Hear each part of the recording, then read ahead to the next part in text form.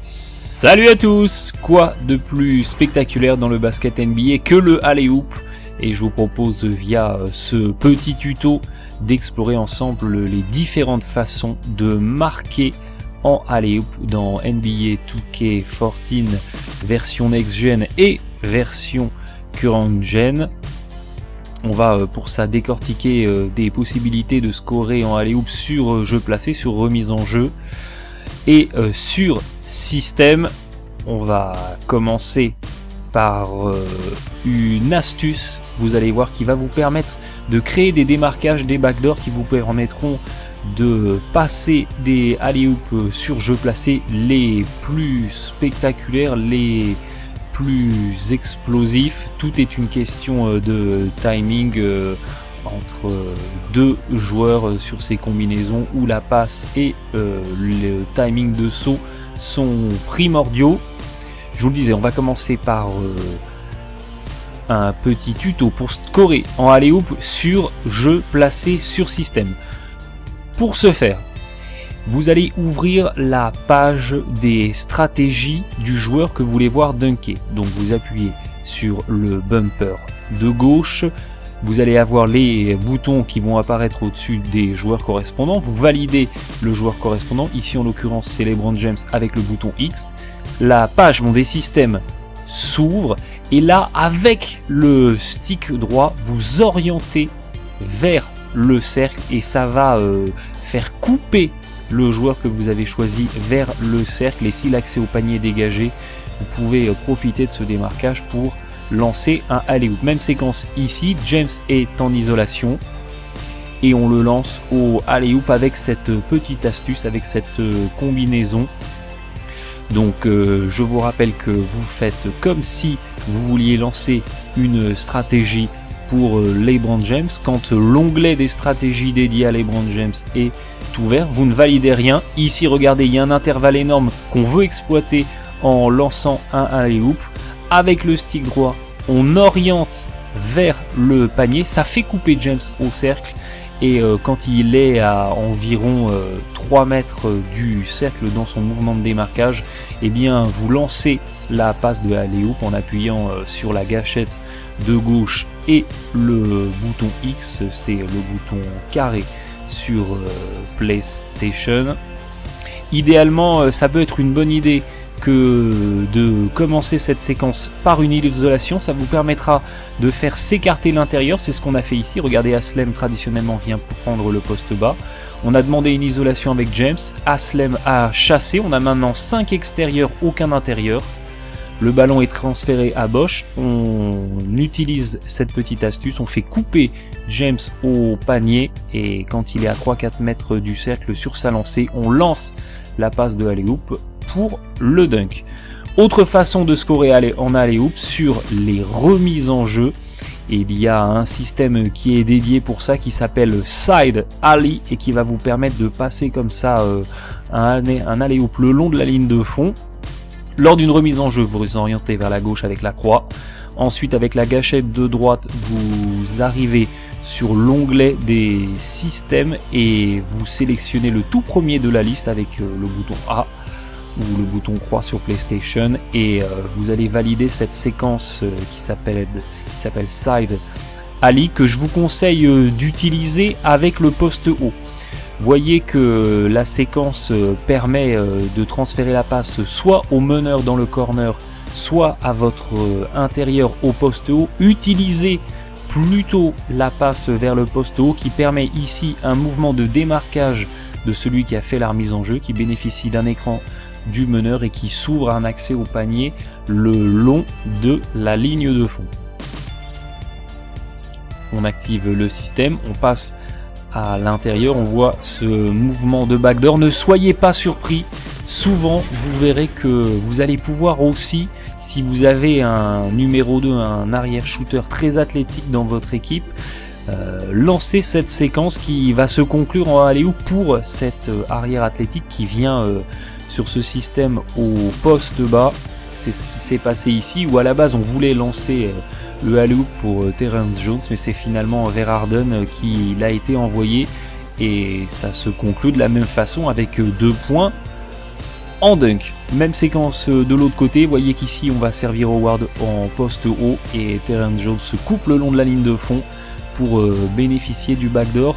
Ça reste un système risqué, il y a des prises de risque sur les passes, sur les démarquages, mais si les mouvements sont bien respectés, si les timings sont bons, je vous conseille d'ailleurs de faire la passe le plus rapidement possible au pivot pour éviter que le meneur remonte trop haut. Et puis voyez, dès que votre Cooper se retrouve à 3-4 mètres du cercle, vous lui lancez la passe de alley-oop. C'est toujours pareil avec la gâchette de gauche et le bouton X. C'est très efficace parce que souvent sur les remises en jeu, c'est celui qui a fait la remise en jeu qui est le joueur le plus dangereux. Et on voit très bien qu'ici l'écran dans le dos de Duncan a créé un décalage qui a permis à Terence Jones de trouver la voie du panier et de dunker. Autre solution, c'est d'utiliser le meneur et de le faire venir au poste haut. Ça vous dégage comme ça la ligne de fond et la séquence se conclut de la même façon. Vous voyez qu'ici, normalement, c'était à Chris Bosh de venir prendre le ballon au poste haut. On a choisi d'aller prendre Chalmers et de l'amener au poste haut. Après la passe, Haslem coupe au panier dans le dos de la défense qui s'est focalisé sur Chalmers. Il est tout seul et il peut aller tranquillement déposer en dunk. Je vous parlais d'une autre possibilité sur ce système side alley, c'était d'aller servir le meneur dans le corner. Normalement sur cette séquence, c'est Haslem qui coupe au panier dans l'axe par le milieu qui devrait récupérer la balle et dunker, mais j'ai pu constater à de maintes reprises en essayant ce système de nombreuses fois que, comme précédemment, si vous aviez un arrière athlétique dans votre équipe, et bien souvent la passe de alley-oop qui est destinée à votre intérieur qui coupe, on l'a dit, vers le milieu, va être destinée à votre arrière, ici en l'occurrence Dwyane Wade qui est à l'opposé au poste bas et qui avec très peu d'élan va venir comme ça postériser toute la défense des Spurs. Ici en l'occurrence c'est un petit peu le cheese de ce système, c'est absolument indéfendable et même si c'est pas la base de ce système, ça reste très efficace, donc n'hésitez pas à l'utiliser. Autre façon de passer des alley-oop en match, c'est sur système de jeu placé. Ici avec l'équipe des Warriors, on utilise un système dans le playbook de Iguodala qui s'appelle Spread Alley et qui permet un dunk très impressionnant, toujours sur défense placée dans le backdoor. Donc vous ouvrez les stratégies dédiées à Iguodala, vous sélectionnez le système Spread Alley qui est tout simple, mais souvent dans le basket ce sont les choses les plus simples qui sont les plus efficaces. Un écran dans le dos du défenseur d'Iguodala qui va couper au panier, c'est suffisant pour créer un décalage et c'est déjà trop tard. Iguodala est lancé pour aller conclure ce alley-oop. On voit très bien ici ce mouvement de backdoor, de démarquage vers la ligne de fond. David Lee pose un très bon écran. Gordon Hayward est battu et Iguodala est lancé au alley-oop. 2 points spectaculaires. Même système ici. On voit que la défense d'Utah est très haute. Ici l'IA a choisi en défense de faire jouer physique et c'est face à ce genre de défense très haute que les systèmes en alley-oop sont les plus efficaces parce qu'il y a très peu d'aide et que les défenseurs ont très peu de temps pour anticiper ce genre de démarquage. C'est d'autant plus flagrant ici. Regardez les défenseurs du Jazz, même à l'opposé, ils collent leurs attaquants respectifs. Donc dès que vous voyez ce genre de défense, n'hésitez pas à essayer de passer des alley-oop. Vous avez de bonnes probabilités de les conclure. La passe de retour sur Curry qui bénéficie lui aussi d'un écran et Iguodala est lancé dans le backdoor et avec ses qualités de finition et de dunker, il est inarrêtable. Autre système, toujours à l'actif des Warriors et dans le playbook d'Iguodala, système qui s'appelle Wide Alley, qui reprend le même principe, un écran dans le dos du défenseur qui ouvre la ligne de fond avec cette fois-ci votre pivot en relais pour la passe. Curry vient fixer, ça repasse par le pivot et Iguodala au moment où votre pivot récupère la balle, coupe vers le panier en bénéficiant d'un écran toujours posé par David Lee dans le dos. La raquette est complètement ouverte puisque vos intérieurs sont montés très haut, soit pour poser un écran, soit pour faire la passe. Et c'est quasiment indéfendable dès que vous avez une défense, on l'a dit, qui est très très haute et qui essaye de protéger les tirs extérieurs. Des joueurs comme Iguodala dans ces séquences s'en donnent à cœur joie. Toujours ce système Wide Alley, on vient fixer d'un côté avec Curry et puis ça repasse par le pivot, un petit système en triangle si vous voulez, où on va retrouver un Iguodala qui coupe au panier. Chose intéressante sur ce système Wide Alley, c'est que si vous n'avez pas réussi la passe de alley-oop ou si vous êtes trop en retard dans votre timing, eh bien il y a un mouvement de démarquage et vous pouvez transformer ce qui était à la base prévu comme un alley-oop en un tir à 3 points. On voit très bien ici que Iguodala est déjà coupé avant que O'Neal récupère la balle.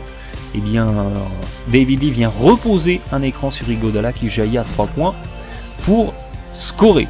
Si vous allez dans les options lors d'une rencontre, vous allez pouvoir afficher toutes ces stratégies. Je vous parlais ici donc du playbook des Warriors, donc du livre de stratégie des Warriors. On va sélectionner Iguodala. Vous voyez que dans la priorité 4, il a des systèmes de démarquage. C'est dans ce cadre-là que vous allez avoir ces systèmes Spread Alley et Wide Alley. Alors si vous faites des parties rapides comme ça avec des équipes du jeu, vous ne pourrez pas modifier les playbooks tactiques, ils sont attribués automatiquement pour chaque équipe. Donc ces systèmes sont propres aux Warriors, vous ne les retrouvez pas dans toutes les équipes du jeu. Par contre, si vous faites un mode mon GM, un mode My GM, mon General Manager, que vous allez dans l'onglet Coaching et que vous sélectionnez les stratégies, vous allez avoir accès à toutes les stratégies du jeu et là, vous allez pouvoir affecter ces systèmes à votre équipe et à des joueurs de votre équipe que vous avez choisi et que vous voulez voir comme ça marqué en alley-oop. C'est ce qu'on a fait avec notre partie avec les Knicks. Vous voyez que tout en bas de l'onglet coupé dans la liste de toutes les stratégies disponibles, on retrouve ces systèmes en alley-oop qu'on vient de voir pour Iguodala. Il vous suffit de remplacer des systèmes coupés que vous aviez déjà dans votre playbook par ceux justement qu'on vient de voir ensemble, donc Wide Alley et Spread Alley. Il y en a d'autres disponibles, mais j'ai trouvé que c'était ces deux-là vraiment les plus efficaces. Ensuite, vous choisissez un joueur de votre équipe auquel vous voulez affecter ces systèmes en réaffectant ses priorités. Ici, on choisit en priorité 4 démarquage et vous allez voir que dans les tactiques qu'on va pouvoir donc maintenant affecter à LeBron James en match, on va trouver Wide Alley et Spread Alley. On va donc pouvoir les utiliser dans notre partie My GM avec nos Knicks et voir LeBron James dunker furieusement sur les défenses adverses. Preuve ici à l'image où on retrouve ce système qui permet un démarquage de la ligne de fond pour James. Dès que vous avez des joueurs qui ont un minimum de qualité athlétique et qui sont de bons dunkers dans votre équipe, n'hésitez pas justement à leur attribuer ces systèmes. C'est une opportunité pour vous de marquer de manière spectaculaire et efficace, chose qui n'est pas toujours liée dans le basket NBA, et puis ça fait toujours plaisir de pouvoir aller postériser la défense adverse avec un alley-oop. C'est vraiment toujours plaisant et on le disait très spectaculaire. On se quitte là-dessus, je vous dis à très bientôt bon jeu, bonne stratégie, et puis éclatez-vous bien, bon match à tous.